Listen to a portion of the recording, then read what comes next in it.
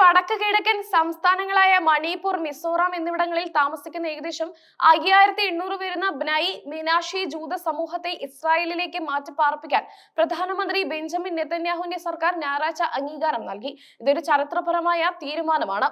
അടുത്ത 5 വർഷത്തിനുള്ളിൽ ഈ പ്രദേശത്തെ എല്ലാ ബ്നൈ മിനാഷി ജൂതന്മാരെയും ഇസ്രായേലിലേക്ക് കൊണ്ടുവരാനാണ് പദ്ധതി. 2030 ആകുമ്പോഴേക്കും ബ്നൈ മിനാഷി സമൂഹത്തിൽ ഏകദേശം 5800 അംഗങ്ങൾ ഇസ്രായേലിലേക്ക് വരുമെന്ന് ഇസ്രായേലി ജൂത ഏജൻസി വ്യക്തമാക്കി. ഈ സമൂഹത്തെ ഇസ്രായേലി പൗരന്മാരായി രാജ്യത്തേക്ക് കൊണ്ടുവരുന്നതിനുള്ള വിപുലമായ പദ്ധതിയുടെ ഭാഗമാണിത്. ഇതിൽ 2026 ഇതിനകം അംഗീകാരം ലഭിച്ച 1200 അംഗങ്ങൾ ഉൾപ്പെടുന്നുണ്ട്.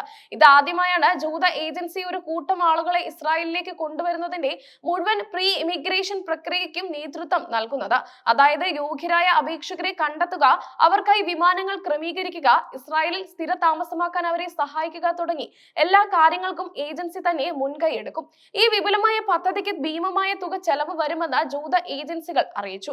മുഴുവൻ പ്രക്രിയയുടെയും മറ്റ് പ്രത്യേക ആനുകൂല്യങ്ങളുടെയും ചെലവ് 90 ദശലക്ഷം ഇസ്രായേലി ഷെക്കൽസ്, അതായത് ഏകദേശം 27 ദശലക്ഷം US$ ആയിരിക്കും. ഈ വലിയ സാമ്പത്തിക സഹായം ഇസ്രായേൽ സർക്കാർ ഈ ചരിത്രപരമായ ദൗത്യത്തിന് നൽകുന്ന പ്രാധാന്യം വ്യക്തമാക്കുന്നു.